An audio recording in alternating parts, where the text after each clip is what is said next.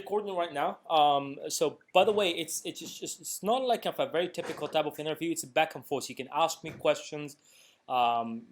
You can stop me at any point. I mean, it's a very kind of friendly type of an interview. So just for your information.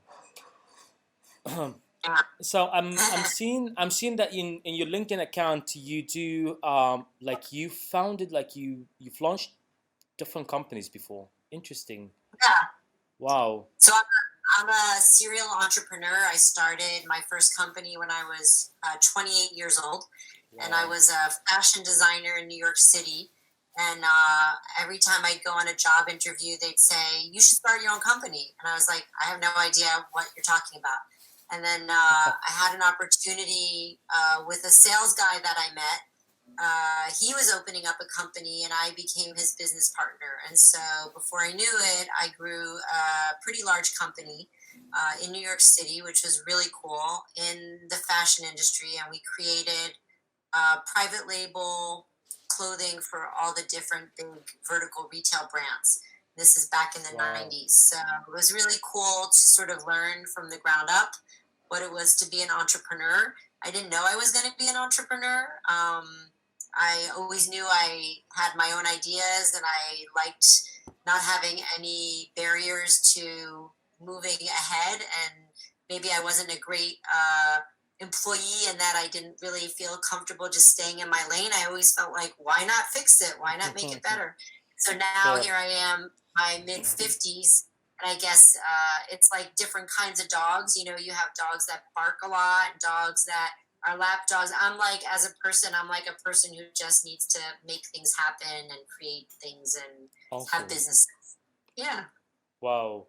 Do you think that maybe was it because of the education, or was it because of the experience, or was it because of maybe your skills? Like what was the main reason why Yeah. you? Yeah. That's a great question. I like that question. So I think it's a few things. One is my background is Eastern European, and my family all immigrated to America, right? So they had that immigrant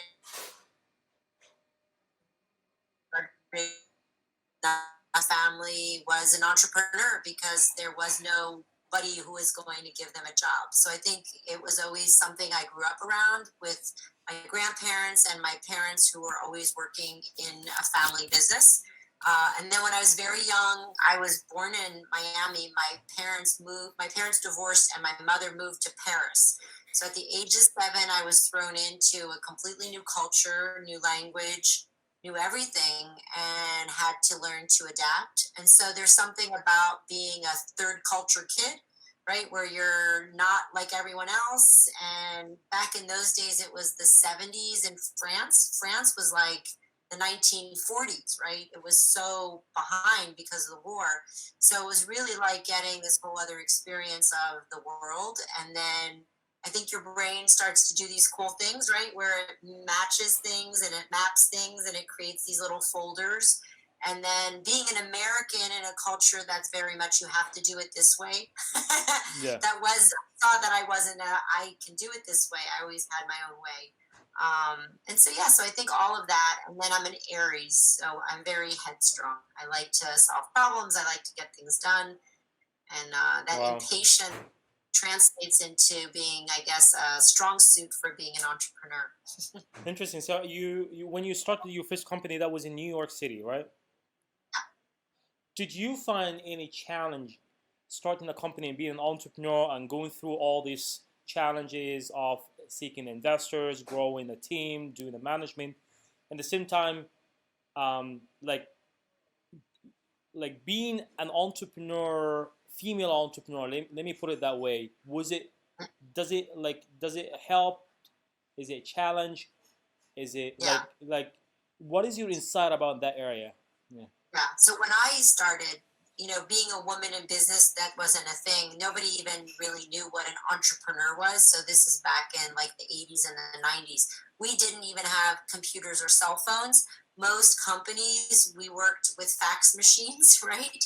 We Okay. communicated in a completely different way. Everything you had to do in a meeting, if you left your desk, somebody had to take a message and leave a piece of paper on your desk. So it was very, very different time. Traditional. And I didn't have a conversation about being a woman or not being a woman because my business partner didn't have any issue with it. And in the industry, in the fashion industry, there are a lot of women and a lot of women in senior vice president roles, that kind of thing.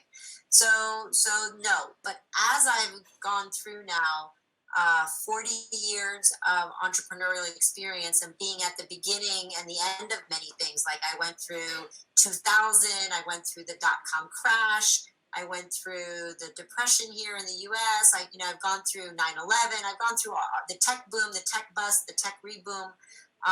Today, I could tell you that there's a huge conversation about being a woman in business and the challenges of specifically raising capital. Otherwise, women have all the same opportunities as men. It's just raising capital is still very, very challenging for women. Why raising capital specifically? Because the way capital has always been addressed, whether it's banks or venture, women are just catching up. And frankly, it's just been a guy's game. I'm a part of like the Tory Burch Fellows group, which Tory Burch is a very, very famous, fashion designer, and she's built a multi-billion-dollar company, and she has a foundation, and her foundation helps women entrepreneurs with grants and coaching and education. And so what you're finding is there are now all these opportunities for women that didn't exist before, and it's like everything going on in the world. You guys had your Arab Spring, you have all these things, whether it's politics or culture.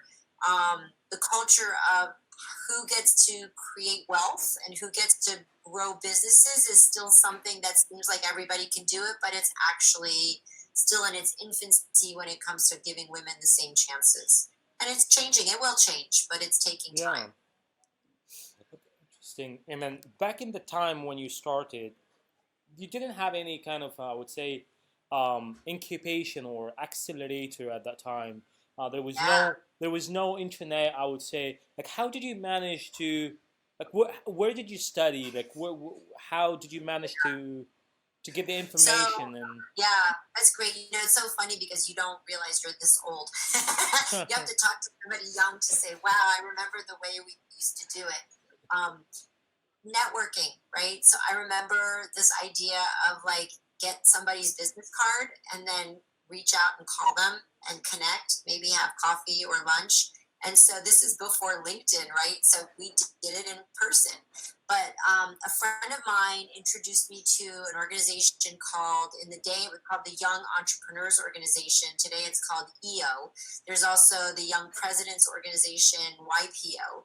And I got involved with that organization pretty quickly after I started my business. And that was really the most exceptional group I could have ever joined because it was all entrepreneurs, all CEOs that were who had built their own business. They were entrepreneurs, but in every kind of business. And the requirement was you had to have like $1 million in sales. And we would get together and meet once a month as a small group. We had chapters in all the big cities. And then it became international. And now that organization is gigantic. And any entrepreneur that you meet who hasn't heard of it, they probably need to know about it. And in the Middle East, they've become huge. So there's big EO chapters in all the big cities in the Middle East, from Dubai to the Arab Emirates to everywhere. And there's a big affiliation with Techstars because a lot of these people who've been successful, they've gone out and done other things. Yeah. We do have a chapter in Cairo. I've heard about the name. Yeah. So that was back. I got to meet a lot of those people. I know them. I got involved. I did a lot of things with the organization. And so that was really like my foundation for building a pre-social media network. I'll see. Yeah. And how do you manage it now? Now I'm on all the social media channels, right? So I'm on LinkedIn, I'm on Facebook, I'm on Instagram. And I've been building over the years a network of people that I can go to for different things. But you still, you don't go all the time to ask people for help. You more of the time at my phase in my life, I'm helping other people, which is great. I love doing it. So I mentor, I help. Today I had 2 phone calls with 2 people that I'm mentoring. And I'm also running my own business, and it's sort of Nice. like a nice closed loop because it keeps you Active, right?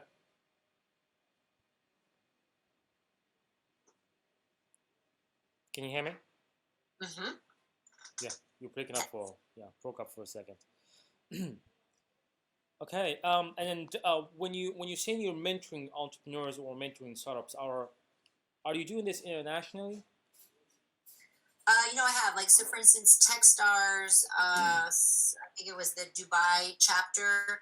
I know the gentleman who runs that, and so they invited me to like a demo day, and I, you know, worked with the 6 or 7 companies and was part of the demo day and talked to them and gave them, feedback. So yeah, so it depends on how I find those opportunities. Sometimes people reach out to me or find me, and if it's an area that I think I can add value, I'm always open to a phone call. Today Interesting. I was talking to 2 young women who have a beauty tech startup, and that's really cool. So I love that. But yeah, I'm That's lovely. And how do you I'm interested. handle the language and the communication barriers? Everybody speaks English, but I do speak French, so that helps. Of course. But otherwise, yeah, most people, the language of business is English, and most people seem to speak it. Okay. Yeah. So last but not least, and then I'll give you the space to ask me question if you have any. What kind of lessons learned that you wanted to share with anyone who's listening to that? So yeah, so one of the things that we talked before about, like, the Middle East, and I have a company that makes aromatherapy perfume, which is perfume made with essential oils. And because the product that we create is a breathable product, it's a product that has no ingredients that are bad for you, including alcohol, which is a key ingredient.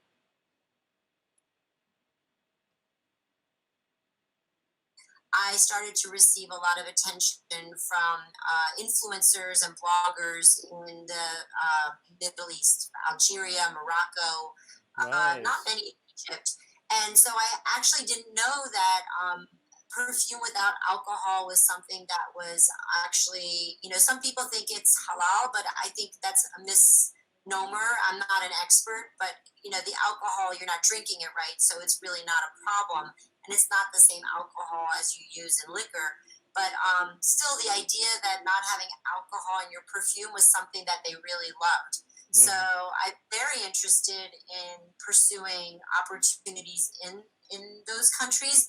The challenge that we've had is, since coronavirus, we can't ship packages very Of easily course. there. Mm-hmm. We cost too much money, so we had to stop sending packages to all the influencers. But the beauty industry in those countries is really amazing and grown, and the women are incredibly talented at everything around, how to use beauty to enhance their lives. And so it's definitely a place where we would love to grow into in the future. So if anybody has It's ideas for interesting. us on how to do that, yeah, I reach would out. definitely would love to help you and be involved in that if there is a room for me.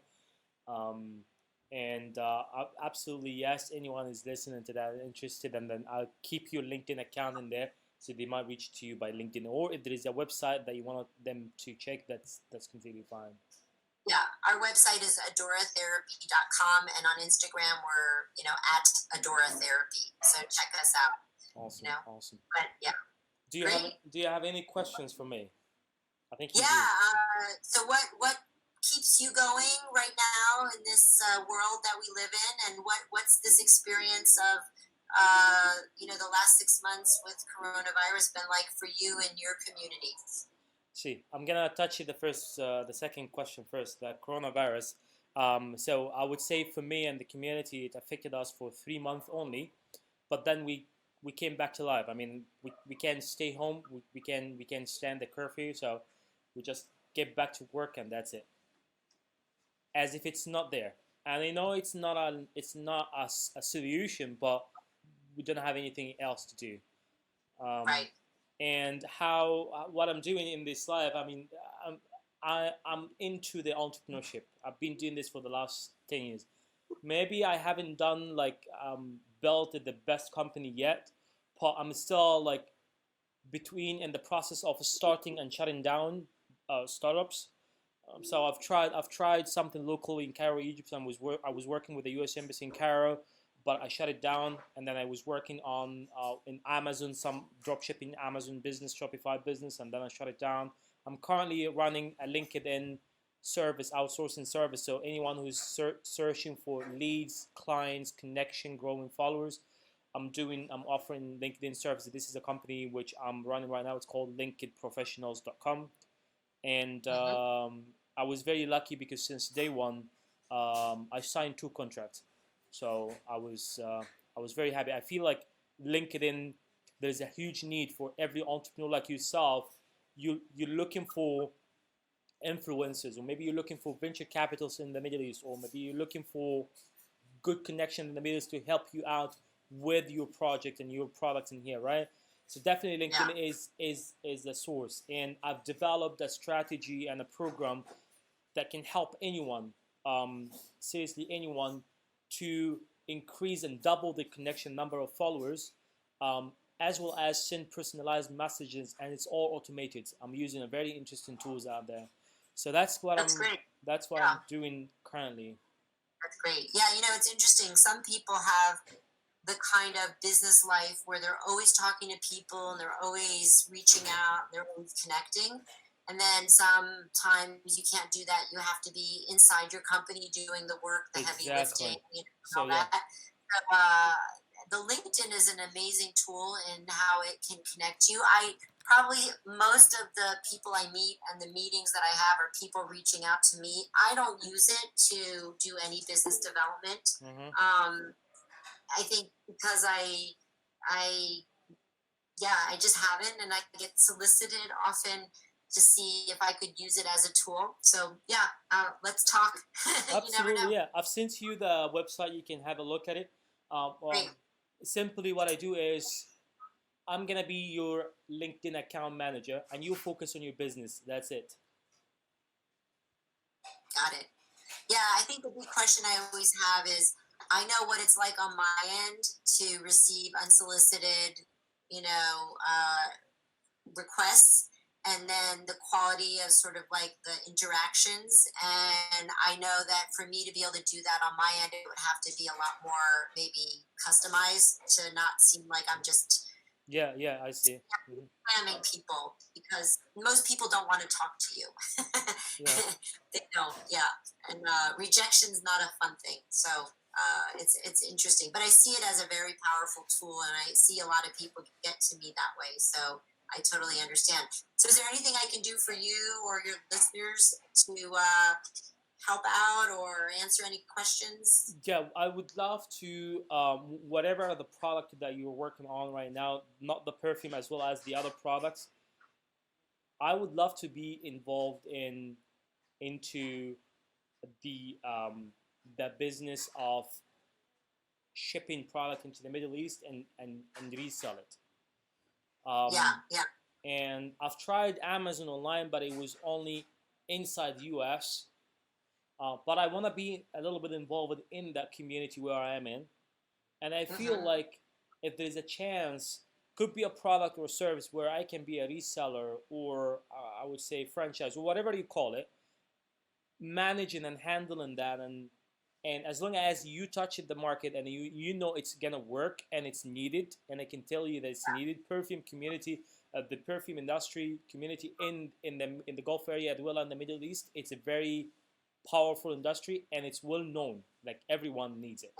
Yeah, I mean, and Yeah. of course. Yeah, it's interesting because obviously there's lots of models for how to export, and being you can be an importer, you could be a distributor, you could sell it in your own store or online. Exactly. The challenge is always like, what does it cost to ship it to your country, and then does it have any regulations? So there's always an upfront sort of cost at opening up any new country, and you need partners who are going to do the Of work course. with you and the lifting that know the region.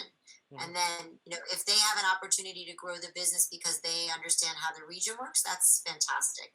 Um, Of One of course. the things I was going to share that I thought was interesting is this year I had an intern from Morocco, and I found him through Acadium. Have you ever heard of Acadium? Where is that? Kidian. No, can you text that? Yeah, it's ACADIUM. So it's an internship, it's an apprenticeship platform for marketing professionals who are looking to acquire expertise, and they match you, Interesting. companies, and then you can find people by their specific skill set, which are usually more marketing driven, and they're international. So you have people from all over the world. And so it was very interesting. I worked with this young man who's from Morocco, and he's fantastic. And, he speaks French. We speak in English during our phone calls. And he helped me set up my email marketing, let's say. And that was really a great thing to see that there's such a talented pool of people in the Middle East that you can use that speak great English and that are looking for work with US companies. So I just thought I'd tell you about it in case that's something that can help you or your listeners. Interesting. Very nice. And then if you ever needed to outsource and if you're admin, I would say management marketing side, just let me know. I might help as well. Okay, great. Fantastic. Interesting. So that was a very lovely, quick interview, and I did truly Fantastic. enjoy Well, it. And I would love to yeah, keep in touch. that- And please send me information about. I can forward it to some of my network who I know will be interested specifically in the perfume mhm. product. And if there's something that you can share with me, I can forward it to them, and we can take it from there. Yeah, just this is my website. I'm sending it to you now, and our Instagram. So you can see what we do, and then the interest from the Middle East was very good, except it's hard to ship. Yeah, I see what you mean. Yeah, so we will need to figure out a shipment method then. Yeah, That's the or part. what it really costs to send things, and then if somebody could distribute it from there, so the shipping there is cheaper. Of But then course. how to do that? Yeah, and Mhm. then how does everybody make money? Mhm. Yeah, yeah, of course. Yeah, Yeah. and then I can get back to you either by LinkedIn or by email. And once this video as well as published, I'm gonna send it over to you just to have a look at it. Yeah, fantastic. Great. Well, it's Appreciate so the nice to time. meet you, Mustafa. Thanks so much. Pleasure. Have a wonderful evening. I know it's late over there, so Yeah, have a good night. yeah, you too. Thank you so much. Have a lovely day. All right. Bye Bye bye. bye.